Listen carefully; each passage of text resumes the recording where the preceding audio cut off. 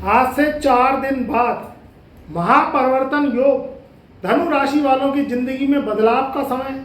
अचानक कुछ ऐसा होगा कि जिंदगी के तख्ते मुकद्दर और जीवन में जो तब्दीली है वो अचानक आएगी। जो कुछ होगा अचानक होगा, मगर ऐसा होगा जो लंबे समय तक धनु राशि वाले याद रखेंगे। जीवन में जब दुख जाता है तो सुख आता है। जीवन में काली घटाओं से हटके एक नए आसमान का खुला आकाश हो जाता है। धनु राशि वाले और उनका उतार चढ़ाव का जीवन ये बहुत अद्भुत है। जीवन में जब तराजू की तरह तुलते रहते हैं तो बहुत परेशानी होती है, बहुत कष्ट होता है। मगर मित्रों, ग्रहों की ओरा चाट जब आती है तो ये उतार चढ़ाव वाला जीवन और ये तुली तुलाई जिंदगी वाला जीवन भी हटता है। तो कुछ ऐसे योग बनेंगे जो कहीं ना कहीं आपके जीवन में अब अवसर लेकर आएंगे।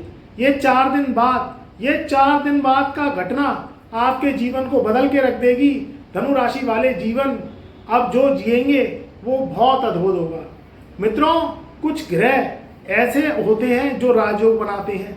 कुछ ग्रह लगन कुंडली के 6, 8, 12वें घर में भी बैठ के आपके जीवन में बहुत तरक्की दे जाते हैं और केंद्र में पड़े हुए राजयोग सोते हुए रह जाते हैं। तो इन राजयोगों का जो लेखन है वो अद्भुत है। इसे पढ़ना और भी ज़्यादा अद्भुत है। और जिसने इसे पढ़ लिया वो ब्रह्म का ज्ञानी हो गया, ब्रह्म का दाता हो गया। धनु राशि वालों के इस समय जो 4 दिन बाद जो योग बनेगा वह बनेगा बुध देव से। बुध बहुत सक्रिय ग्रह है, कहने को बहुत छोटा ग्रह है, राशि परिवर्तन करता है तो पता नहीं चलता, मगर बड़े बड़ों की जो है बैंड बजा देता है। बड़े बड़े ग्रह के सामने पानी भरते हैं, क्योंकि बुध इंसानी ताकत में सबसे पहले बुद्धि है। दूसरी इंसानी ताकत में जो जलवा देता है बुध, वो जबान से देता है। जबान का जलवा बहुत कर रहा होता है। आप जो भी खाते हैं, जो बोलते हैं, जो टेस्ट अंदर जाता है, जो खाते हैं, वो सब बुध के ही द्वारा जाता है। खट्टा खाते हैं, मीठा खाते हैं, तीखा खाते हैं, कड़वा खाते हैं, वो सब क्या है, वो बुध की जबान के द्वारा ही अंदर निकलता है। दूसरी बात, वाणी का कारक है। जो बोलते हैं वो बुध के द्वारा ही बोलते हैं। बड़े बड़े सिंगर, आर्टिस्ट, एस्ट्रोलॉजर्स, मोटिवेशनर्स जो भी बोलते हैं, आप विख्यात, ज़्यादा से ज़्यादा प्रख्यात जो वक्ता हुए वो सब जो है बुध के द्वारा ही हुए।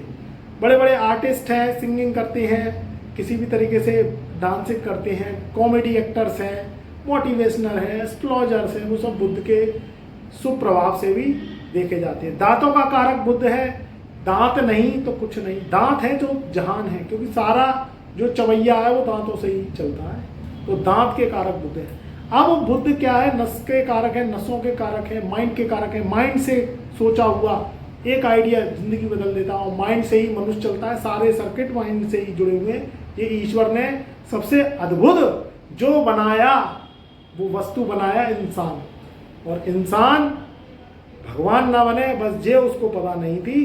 तो इंसान ही रहे तभी जिंदगी में वह कुछ कर सकता है।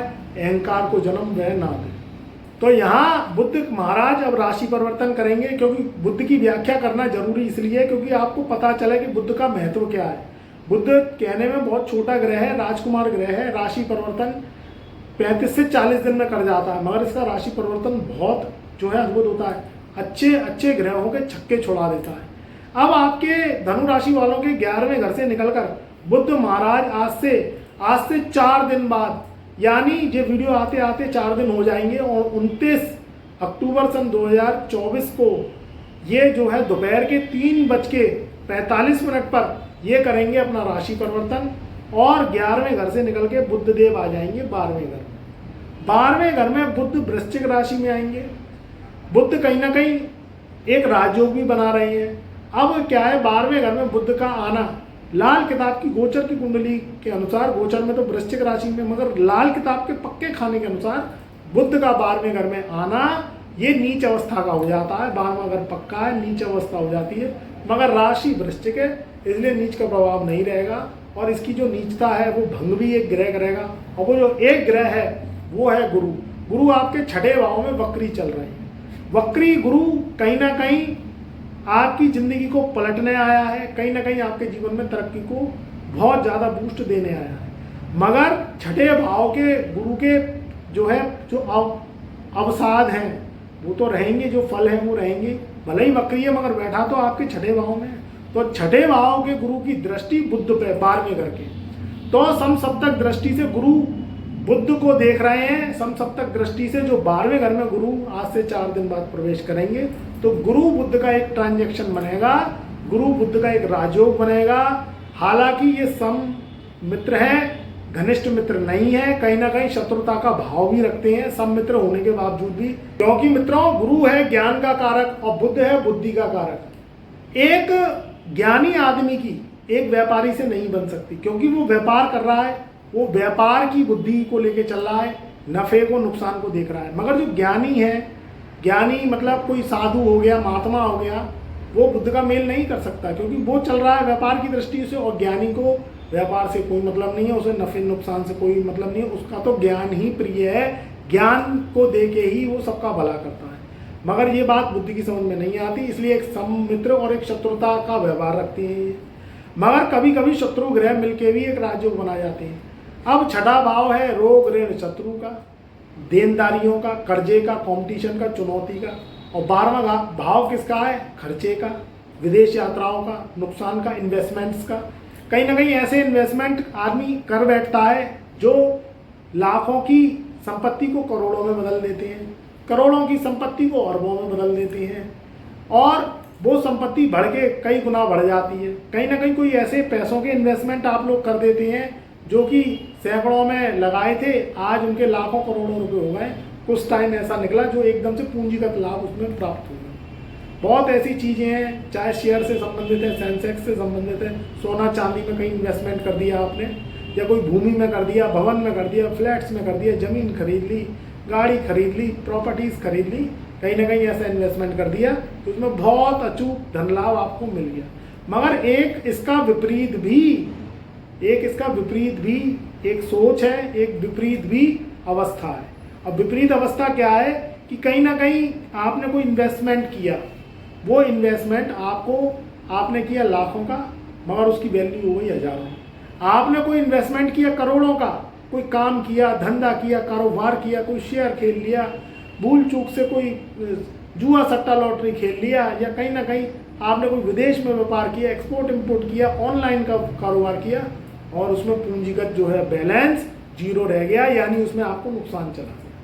अब 12वें घर से क्या देखा जाए? फायदे भी देखे जाते हैं, हर भाव से कुछ ना कुछ देखा जाता है, मगर 12वां घर लगन से सीधे लास्ट का घर है, तो यहाँ से पूरे जो है खपत है, वो खपत देखी जाती है कि अब उससे क्या आपको लाभ होगा या क्या हानि होगी। तो यहाँ 12वें घर में जब बुध आते हैं तो वो लाल किताब की कुंडली के अनुसार नीच अवस्था के हो जाते हैं, क्योंकि यहाँ मीन राशि पड़ती है, मीन राशि में बुध नीच के हो जाते हैं। वहीं छठे भाव में बृहस्पति बैठे हैं जो कि लग्नेश है, वक्री होके बैठे हैं। यहाँ 15 नवंबर को हम भूल नहीं सकते जब शनि आपके मार्गी होंगे, अभी नहीं होंगे, अभी 15 नवंबर नहीं आ रहा है, मगर कुछ दिनों बाद आने वाला है, तो 15 नवंबर को शनि मार्गी होंगे। तो इस अवस्था में क्या किया जाए, क्योंकि आज से 4 दिन बाद तो बुध जो है राशि परिवर्तन कर रहे हैं और गुरु से द्रष्ट है। तो मित्रों सोच समझ के इन्वेस्टमेंट करें, कोई भी काम करें सोच समझ के करें। दीपावली का त्यौहार आ रहा है, आगे शादी ब्याह का भी माहौल चलेगा, कहीं ना कहीं सालक का भी समय आ रहा है, कहीं ना कहीं शादी ब्याह के अब इस समय देव उत्थान से शादी ब्याह के अवसर शुरू हो जाते हैं, सगाई होना, शादी होना, मंगनी होना, कहीं ना कहीं होना स्टार्ट हो जाता है। तो कोई काम करें, कारोबार करें, भूमि खरीदें, वाहन खरीदें, किसी भी तरीके से कोई कर्ज लेके काम कर रहे हैं, किसी भी तरीके से कोई रिस्क वाला काम कर रहे हैं, तो बहुत सोच समझ के करना है, बिना सोचे समझे कोई काम नहीं करना है। क्योंकि 12वें घर का बुध कभी कभी चपट भी दे जाता है, कहीं ना कहीं फाइनेंस को भी बिगाड़ देता है, कहीं ना कहीं कोई गलत डिसीजन लेके आप कोई गलत काम ना करें। दिखावे के चक्कर में कोई ऐसा सामान ना लाएं, क्योंकि आज का समय देख दिखावे का है, सामान से सम्मान का है। कोई पड़ोसी गाड़ी ले आया, कोई पड़ोसी ने कोई महंगा सामान खरीद लिया, कोई महंगा फ़ोन खरीद लिया, कोई महंगा सामान ले आया घर के लिए, तो आप भी कहीं ना कहीं कर्ज लेके वो सामान ले आए, जबकि आपके यूज़ का नहीं है। तो इस चीज़ से बचना है, फिजूल खर्ची से बचना है। इन्वेस्टमेंट वहीं करने हैं जिसमें लाभ हो ही हो, रिस्क वाले काम कोई नहीं करने। जुआ सट्टा लॉटरी बिल्कुल नहीं खेलना है। ध्यान रखना धनु राशि वाले वैसे तो खेलते नहीं है, मगर फिर भी कहीं ना कहीं अगर आपकी कुंडली में राहु पीड़ित है, राहु खराब है और आपका दिमाग कहीं ना कहीं उसमें चला गया, तो उसमें नुकसान की संभावना हो जाएगी। बिल्कुल नहीं खेलना। कोई खेल है वो खेल है, जो करे वो करे। किसी भी तरीके से ऑनलाइन गेम नहीं खेलने, किसी भी तरीके से आपको गलत इन्वेस्टमेंट नहीं करना। कोई ऐसी भूमि नहीं खरीद लो, कोई ऐसा फ्लैट नहीं खरीद लो, कोई ऐसा मकान नहीं खरीद लो जिसमें झगड़े हो, जिसमें फसाद हो, जिसमें रट्टे फसाद की ज़मीन हो, मुकदमेबाजी चल रही हो, कहीं ना कहीं भाई भाई में झगड़ा चल रहा हो, पैतृक संपत्ति में उसमें झगड़ा हो और उसमें विवाद हो, केस कोर्ट केस चल रहे हो, तो वो जगह नहीं खरीदनी है।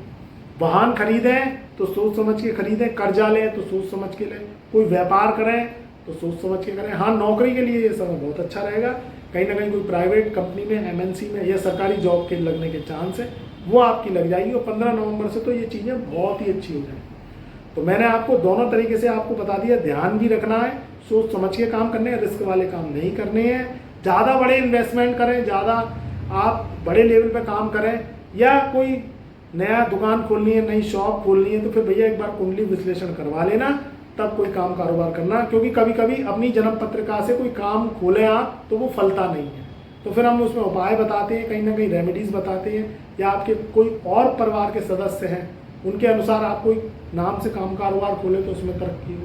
तो इस चीज़ का ध्यान रखना है। तो ये समय बहुत ही सफल बनेगा और 4 दिन बाद अचानक धन लाभ के योग बनेंगे। कहीं ना कहीं वो कोई अपॉर्चुनिटीज़ आएगी, कोई पूंजीगत लाभ हो सकते हैं, पुरानी बाप दादाओं की ज़मीन पड़ी है उसमें आपको बहुत बड़ा मुनाफा हो सकता है। तो यहाँ सेल परचेज के लिए समय बहुत अच्छा रहेगा।